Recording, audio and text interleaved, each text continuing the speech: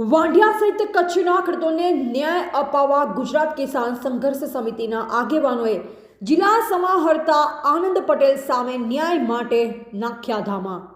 આજે ગુજરાત કિસાન સંઘર્ષ સમિતિના આગેવાનો જયેશભાઈ પટેલ, ડાયાભાઈ ગજેરા, પાલભાઈ આંબલિયા, રમેશભાઈ ઓરમા, મહેશભાઈ રાજકોટિયા, હેમંતભાઈ વિરડા, હરિચંદ્રસિંહ જાડેજા, સંદીપ પટેલ સહિતના આગેવાનોએ કચ્છ કલેક્ટરની રૂબરૂ મુલાકાત લઈ કચ્છમાં વીજ વહન કરતી કંપનીઓ કે વીજ ઉત્પાદક કંપનીઓ દ્વારા તમામ કાયદાઓને નેવે મૂકી ખેડૂતોના ખેતરમાં ઊભા પાકમાં જેસીબી મશીન ચલાવી વીજ પોલ ઊભા કરવામાં આવી રહ્યા છે અને તંત્ર મૂક પ્રેક્ષક બની જોઈ રહ્યું હોય એટલું જ નહીં પણ તંત્ર જાણે ખાનગી કંપનીઓ માટે જ કામ કરતું હોય તેવો ઘાટ રચાઈ રહ્યો છે। ત્યારે ગુજરાત કિસાન સંઘર્ષ સમિતિના આગેવાનોએ કલેક્ટર શ્રી સમક્ષ અનેક સવાલ ઉઠાવ્યા, જે બાબતે કલેક્ટર પણ અજાણ હોય તેમ લાગી રહ્યું હતું। ખેડૂત આગેવાનોએ શ્રી જયેશભાઈ પટેલ તથા પાલ આંબલિયાએ નિયમોને આગળ કરી કલેક્ટરશ્રીને પ્રશ્ન પૂછ્યા કે 1885નો ધ ટેલિગ્રાફ એક્ટ અત્યારે કાર્યરત જ નથી તો તમે તેના આધારે નોટિસ કેમ આપી શકો? 2003ના ઇલેક્ટ્રિસિટી એક્ટને તમે આગળ કરો છો તો તેના ખેડૂતોની ફેવરની કલમનો અમલ કેમ નહીં? કેન્દ્ર સરકાર જે એસઓપી આપી છે તે મુજબ જમીનની વેલ્યુ નક્કી કરવા માટે ખેડૂત તરફે પણ એક વેલ્યુલર નિમવાનો છે તો તેનો અમલ કેમ નહીં? 2013ના જમીન સંપાદન કાયદા મુજબ જંત્રી રેટ નહીં, માર્કેટ રેટના 4 ગણા વળતરની જોગવાઈ છે તો તેનો અમલ કેમ નહીં? કલેક્ટર આપે જે હુકમ કર્યો તેમાં 67 મીટર કોરિડોર માટે હુકમ કર્યો છે તો આ કંપનીવાળા આખા ખેતરમાં નુકસાન શા માટે કરી રહ્યા છે? પોલીસ પ્રોટેક્શન માટે છે કે ખેડૂતોને દબાવવા માટે?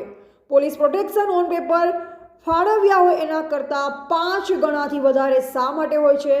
કલેક્ટર કરેલ હુકમથી વધારે ખેડૂતોની જમીન ઉપયોગ આ કંપનીઓવાળા કરે છે જે કાયદા વિરુદ્ધ છે તો ત્યાં ખેડૂતોને પોલીસ પ્રોટેક્શન કેમ નથી મળતું?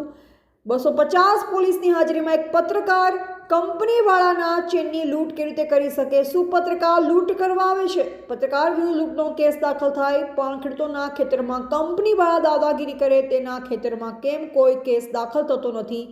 કિસાન સંઘર્ષ સમિતિના આગેવાનોએ કલેક્ટરને અનેક પ્રશ્ન પૂછ્યા જેના જવાબ કલેક્ટર પાસે હતા નહીં। દરેક સવાલના જવાબમાં કલેક્ટર કહેતા હતા કે તપાસ કરીને કહીશ, ત્યારે આગેવાનોએ કલેક્ટરને 24 તારીખ સુધીમાં તપાસ કરી રાખવા કહ્યું અને 24 તારીખે ફરીથી કલેક્ટર પાસે જવાબ લેવા આવવાનું કહ્યું।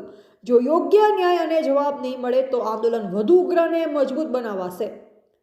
ગુજરાત કિસાન સંઘર્ષ સમિતિ સાથે આગેવાનો જિલ્લા કોંગ્રેસના પ્રમુખ વી.કે. હુંબલ, બચુ આરેઠિયા, રામદેવસિંહ જાડેજા, કિશોરદાન ગઢવી, લાખાજી સોઢા, યોગેશ પોકાર, ભીખુ સોલંકી, અશોક રાઠોડ, ગનીભાઈ કુંભાર, H.A. શાહી, રાણુભા જાડેજા, હુસેન રાયમાન, લખમીર રબારી, હાસમ સમા, અનિલ બત્તા, વીરામ ગઢવી, હરે શાહી, રૂપાભાઈ રબારી, ત્રિકમભાઈ આહિર, આયસુબેન સમા, દશરથ જોશી, વિનોદભાઈ વરસાની, સામરા ધનરાજ ગઢવી વગેરે આગેવાનો તથા વાંઢિયા, લોડાઈ, પદ્ધર, મુન્દ્રા, લખપત, ભુજ ખેડૂતના આગેવાનો પણ જોડાયા તેમજ કલેક્ટર શ્રી કચ્છ પાસે યોગ્ય ન્યાયની અપેક્ષા સવિનંતી કરી હતી।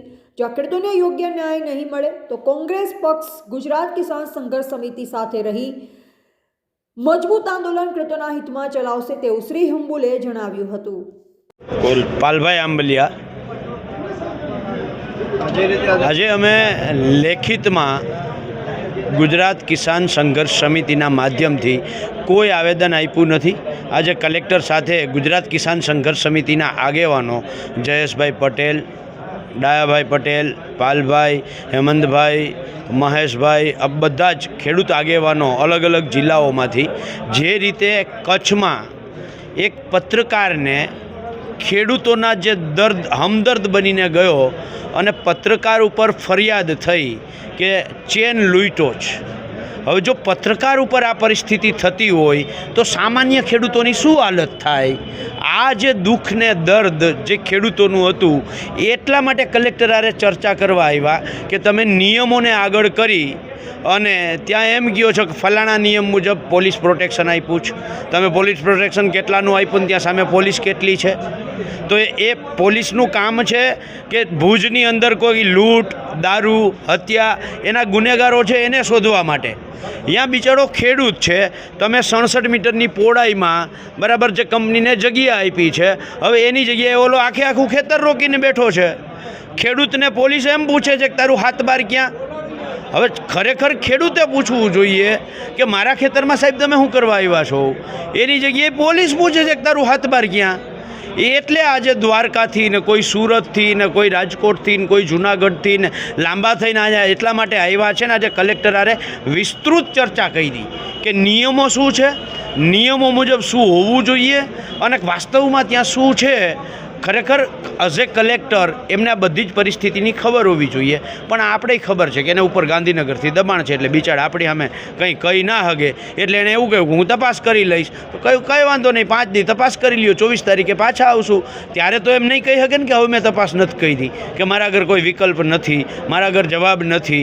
એટલે 24 તારીખે ફરીથી આવશું, ફરીથી કલેક્ટર સાહેબારે ચર્ચા કરશું. 90 દિવસથી ત્યાં ખેડૂતો હેરાન થાય છે તો વધારે 5 દિવસ સહન કરવાની વાત છે.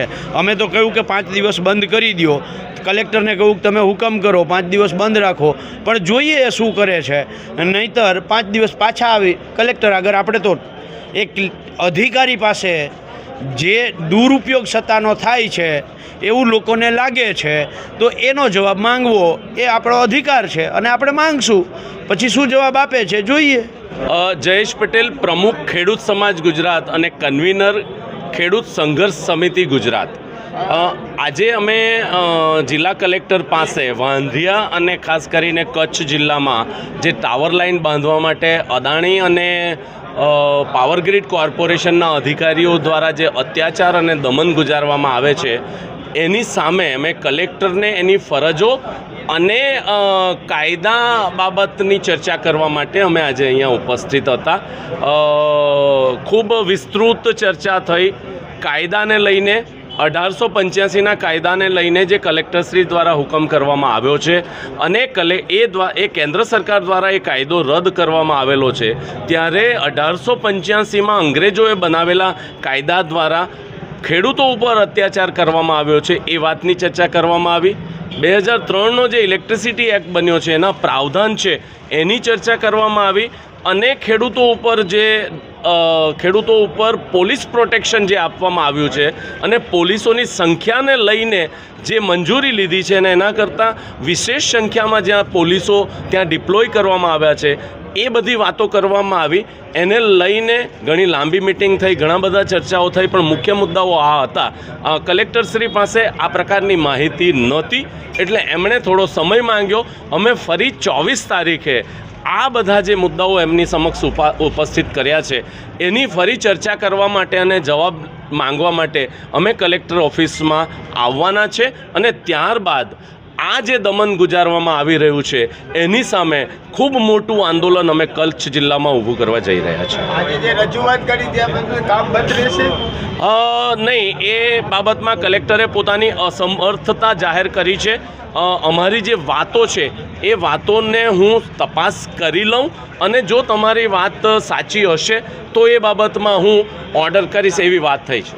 આજે કચ્છના ખેડૂતો ઉપર જે રીતે અત્યાચારો આ વીજ કંપનીઓ કરી રહી છે, કોઈ એસઓપીનું પાલન થતું નથી, નિયમ વિરોધ કોઈ પણ જાતનું વળતર ચૂકવ્યા વગર ખેડૂતોના ખેતરોમાં જઈ અને દાદાગીરી કરી તાનાશાહી પોલીસનો બંદોબસ્ત મેળવી અને બળજબરીથી જ્યારે વીજ લાઈનો પસાર કરવામાં આવી રહી છે ત્યારે આજે ગુજરાતમાંથી અમારા ખેડૂતના આપણા નેતાઓ આવ્યા.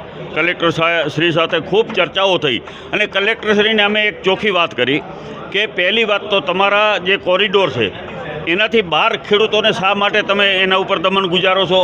એને શા માટે પકડીને પોલીસ સ્ટેશન લઈ આવો છો? તમને શું અધિકાર છે? ખેડૂતોની જમીનનું હજી તો તમે વળતર ચૂકવ્યું નથી ને ખાસ કરીને જે એમને ડીએલવીસી જે ભાવો નક્કી કર્યા છે એ પણ ક્યાંક ને ક્યાંક નિયમના વિરોધમાં ભાવો નક્કી કર્યા છે.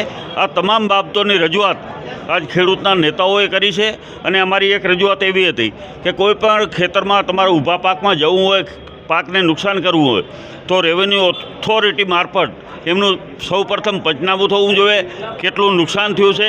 એને બદલે કોઈપણ જાતનું આ પ્રોસિજર કર્યા વગર કંપનીઓ દાદાગીરી કરી પોલીસનો સાથ લઈ અને ખેડૂતો ઉપર જે અત્યાચાર કરી રહ્યા છે એની આજે અમે રજૂઆત હતી અને ખાસ કરીને અમે કીધેલું છે કે જે પણ અધિકારીઓ કંપનીના લોકો હોય, પોલીસ અધિકારીઓ હોય કે રેવન્યુ ઓથોરિટી હોય, જેમને પણ ખોટું કર્યું હોય, નિયમથી બહાર કામ કર્યું હોય, એના ઉપર ફોજદારી ફરિયાદ કરવામાં આવે એ પણ અમારી માંગણી હતી.